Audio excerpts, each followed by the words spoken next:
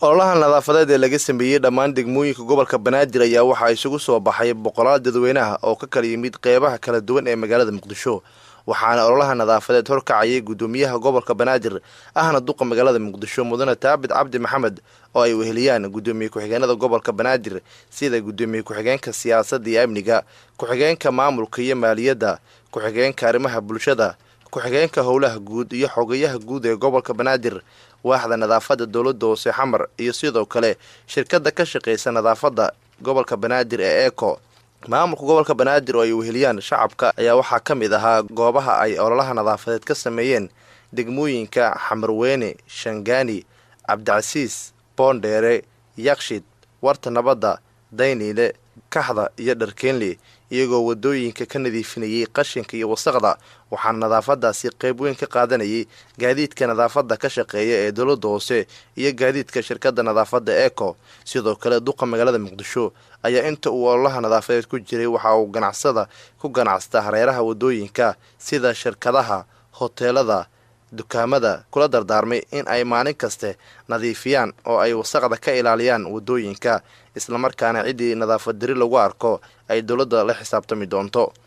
gudoomiyaha gobolka Banaadir ayaa socod dheer ku maray qaar ka mid ah wadooyinka magaalada Muqdisho isagoo bulshada qaybaheeda kala duwan ku wacyigelinayay in ay kaalin muuqato ka qaataan nadaafadda si loo soo celiyo bilicda magaalada Muqdisho ololaha nadaafadeed ayaa marka uu soo gabagaboobay waxa warbaahinta la hadlay gudoomiyaha gobolka Banaadir ahna duqa magaalada Muqdisho mudane Taabid Cabdi Maxamed degmooyinka aan tagnay qaar waxaan ku aragnay nadaafad wanaagsan ayaa ka muuqatay qaarna waxaan ka aragnay ay wali far ka qodneen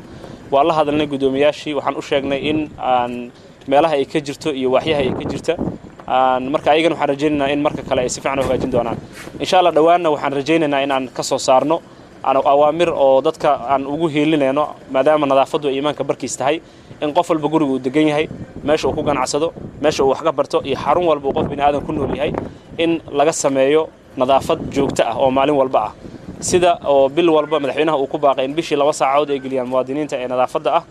annaguna sidoo kale gobolka Banaadir ahaan maadaama maalin walba ay tahay nadaafadda degmooyinka sidoo kale insha Allah ayagana waxay sameyn doonaan isbuucii mar oo nadaafadda ay kaalin weyn ka qaadan doonaan marka hadda sidoo kale waxaan markii ugu dambeysay soo marnay dhowr degmo oo aan runtii ku soo aragnay tusaale wanaagsan oo nadaafadda ku salaysan waxyaabo waxa jira oo u baahan in aan waxyaabo badan laga qabto sida bacaha caagaga oo nadaafad darrada runtii wax badan ku keenay magaalada Muqdisho waxaan rajaynaynaa ayadana iska yareena dhawaan marka insha Allah dadka dhamaan waa dhiirigelinaya waxaan ugu baaqayaa Muqdisho kastaba ee xamar joogay kuwa ka maqan nadaafadu waa iimaanka barkii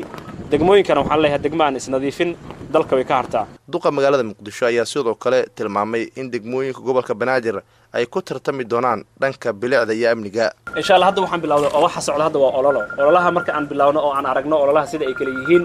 insha Allah ta'ala cidii leh awalmarin iyo mudnaan waa siin doonaa laakiin taa kadib markii ololaha aan ku guuleysano waxaan ku dadaali doonaa in degmooyinka ay ku kala tartamaan nadaafadda kaliya ma aha amniga soo hoosgalayo arrimaha bulshada imaanayo caafimaadka imaanayo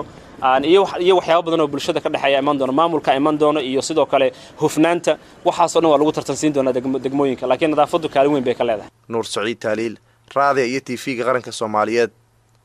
magaalada Muqdisho